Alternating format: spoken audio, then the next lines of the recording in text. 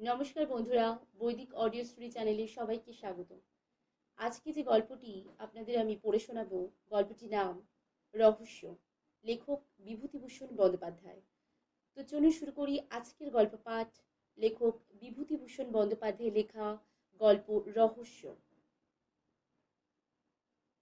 আমার বন্ধুর মুখে শোনা এই গল্পটি। বন্ধুটি বর্তমানে কলকাতার কোনো কলেজের প্রফেসর। বেশ বুদ্ধিমান, বিশেষ কোনো অনুভূতির ধার ধারেন না। উগ্র বৈষয়িকতা না থাকলেও জীবনকে উপভোগ করবার আগ্রহ আছে, সে কৌশলেও জানা আছে।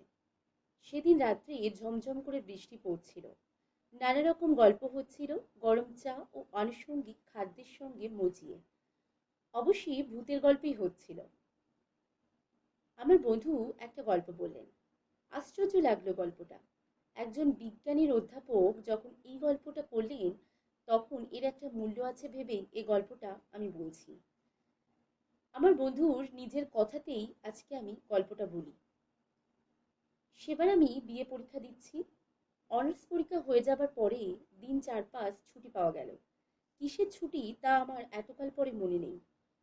ভবতারণ ঘোষাল বলে আমার এক বন্ধু ছিল। ওর বাড়ি ছিল বেলঘরেতে। ভবতারণ ক্লাসে খুব পান খেত।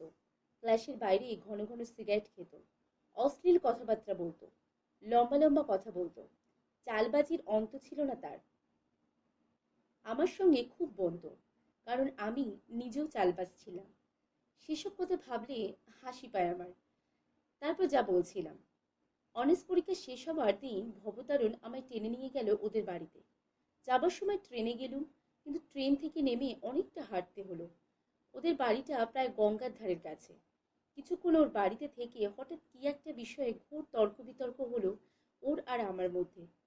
এমন চরমে উঠল সে তর্ক যে দুজনের মধ্যে হাতাহাতি হবার উপক্রম। হায় রে সেসব দিন! এই রোদ, এই মেঘ তখনকার জীবনে তাই ছিল স্বাভাবিক। যা হোক, আমি ভয়ানক রেগে ওদের বাড়ি থেকে সেই সন্ধ্যেবেলাই বেরিয়ে পড়ল।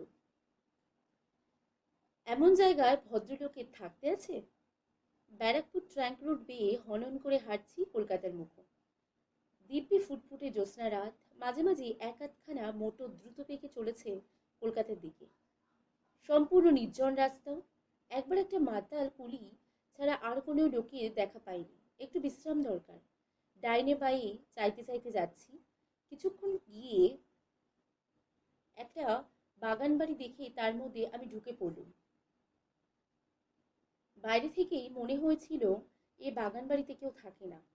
আছে হয়তো একটা উড়ে মালি, তাকে 2-4টে পয়সা দিলে বাগানের মধ্যে বসে একটু বিশ্রাম করতে দেবে এখন। নিশ্চয়ই একটা পুকুর আছে বাঁধানো। এইসব আমি ভাবছি। এমন গ্রীষ্মের দিনেই জ্যোৎস্না রাতে পুকুরের বাঁধা ঘাটে কিছুক্ষণ বিশ্রাম করবার আনন্দ অনেকদিন পরে হয়তো কপালে জুটে যাবে। বাগানের মধ্যে ঢুকে মনে হলো এ বাগানে কেউ বাস করে না।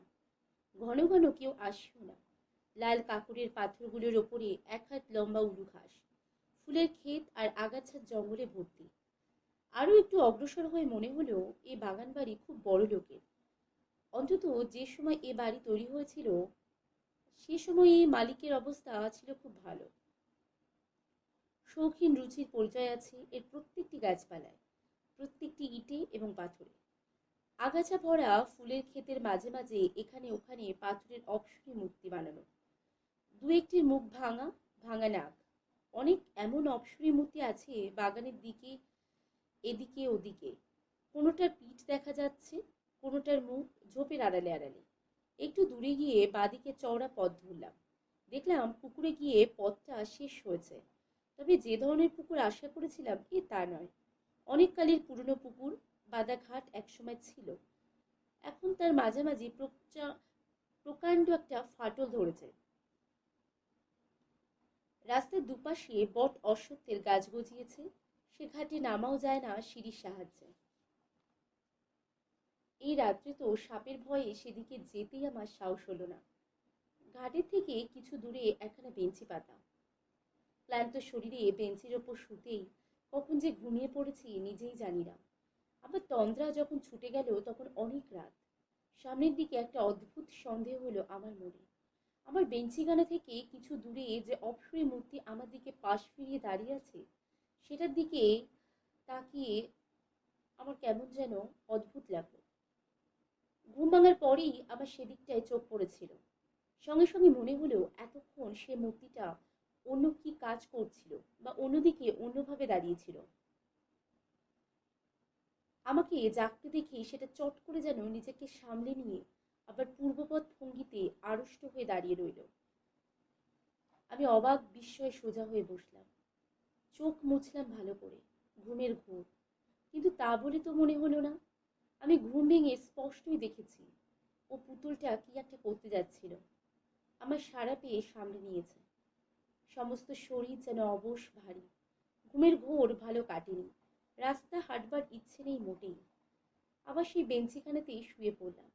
শোয়া মাত্র আবার কখন ঘুমিয়ে পড়েছি।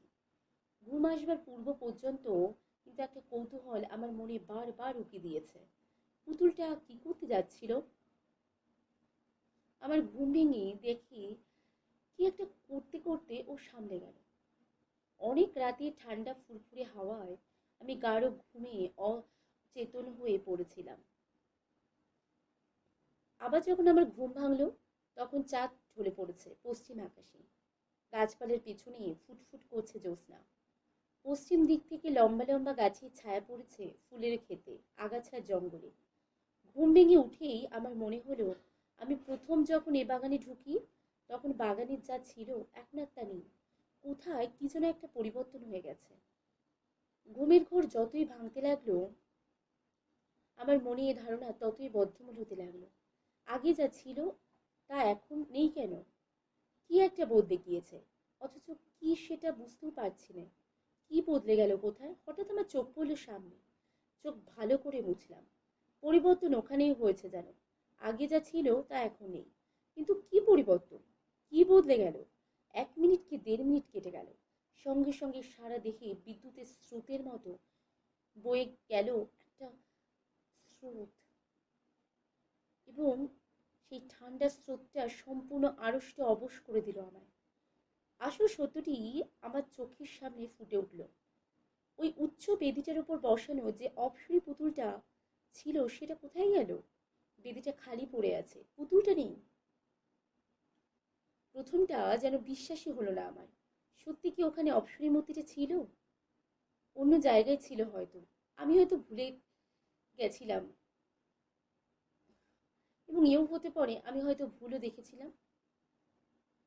তা কি কখনো হয়? পাথরের অত বড় পুতুলটা গভীর রাত্রে কে নিয়ে যাবে? আমারই ভুল। কিন্তু এই অপসরী মূর্তিটি অন্যদিকে চেয়ে কি একটা করতে যাচ্ছিল। আমি ঘুম ভেঙে দেখেছিলাম এই বেদিটার ওপরেই সেই পুতুলটা ছিল।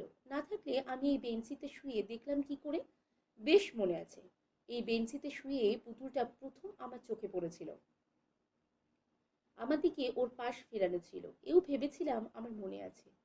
এ ধরনের পুতুল কি ইটালি থেকে আসে, না এদেশেই তৈরি হয়? এত সব একেবারে ভুল হয়ে যাবে। কিন্তু তা যদি না হয়, তবে সে অপসরী মূর্তিটা চোরে নিয়ে গেল কি? তাই যদি হয়, এতকাল তা বাগানে অরক্ষিতভাবে পড়ে আছে। এতদিন কেউ চুরি করলে না, আর আজ একজন জলজ্যান্ত মানুষ শুয়ে আছে সামনের বেঞ্চিতে, আর আজই এসে অত বড় ভারী একটা মূর্তি চুরি করে নিয়ে যাবে? না, তাও সম্ভব বলে মনে হয় না। কেন জানি না আমার কেমন ভয় হলো। গা ছমছম করতে লাগলো। রাত আর বেশি নেই। এ বাগানে আর শুয়ে থাকারই বা দরকার নেই। আস্তে আস্তে কলকাতার মুখো হাঁটা দিই। যেমন একথা মনে আসা, অমনি আমি বেঞ্চি থেকে উঠে পড়লাম। পুকুর ঘাটে নেমে চোখে মুখে জল দিয়ে নেব বলে ঘাটের দিকে যাচ্ছি, এমন সময় আবার অবাক হয়ে দাঁড়িয়ে রইলাম আমি। বাঁধা ঘাটে ঠিক ওপরেই আমলকি তলায় যে স্ট্যাচুটা ছিল, সেটাই বা কই? সেটার হাত পা ছিল না বলেই আরো বেশি করে আমার দৃষ্টি আকর্ষণ করেছিল। ওই তো তার শূন্য বেদিটা পড়ে আছে। তখন মনে কেমন সন্দেহ হলো। বাগানে চারদিকে চেয়ে চেয়ে দেখল কত পুতুল ছিল এখানে ওখানে, বন ঝোপের মধ্যে, আড়ালে আবডালে। সাদা পাথরের পুতুলগুলো ফুটফুটে জ্যোৎস্নায় ঝকঝক করছিল। এখনো তেমনি সাদা জ্যোৎস্না বাগানের সর্বত্র। কিন্তু কই সে অপসরী পুতুলগুলো? একটাও তো নেই। এক রাত্রে কি বাগানের সব পুতুল চুরি হয়ে গেল? এই রাত্রিটার জন্যই কি চোরেরা উৎ পেতে বসেছিল? আশ্চর্য! বোকার মতো চারিদিকে চেয়ে দেখতে লাগলাম। ঘুম ভেঙে উঠে যা ভাবছিলাম বাগানের কোথায় কি পরিবর্তন ঘটেছে, সে হলো এই পরিবর্তন। গোটা বাগানের এই মস্ত পরিবর্তন সাধিত হয়েছে আমার ঘুমেরই মধ্যে। ততক্ষণে পায়ে পায়ে আমি উঠে গিয়ে পুকুরের বাঁধা ঘাটের ওপরটাতে দাঁড়িয়েছি। হঠাৎ পুকুরের জলের দিকে চাইতেই আমার কেমন যেন হয়ে গেল। সারা শরীর দোল দিয়ে উঠল ভয়ে বিস্ময়ে। বাগানের সব অপসরী পুতুলগুলো জলে নেমে সাঁতার দিচ্ছে, দিব্যি সাঁতার দিচ্ছে, এপার ওপার যাচ্ছে। কিন্তু একটা জিনিস আমি স্পষ্ট দেখতে পেলাম, সেগুলো জীবন্ত হয়ে ওঠেনি, আড়ষ্টভাবেই পুতুলগুলো সাঁতার দিচ্ছে। এইখানে আমাদের মধ্যে কে যেন আমার বন্ধুটিকে প্রশ্ন করলো, আপনি স্পষ্ট দেখতে পেলেন? অধ্যাপক বন্ধুটি আমাদের মুখের দিকে চেয়ে বললেন, অনেক দিনের কথা হয়ে গেল বটে, কিন্তু আমি আজও ভুলিনি সে রাত্রের কথা। সে দৃশ্য আজও আমি দেখছি চোখের সামনে। মাঝে মাঝে যেমন দেখি, বিশ্বাস না করা আর করা অবশ্য আপনাদের ইচ্ছে।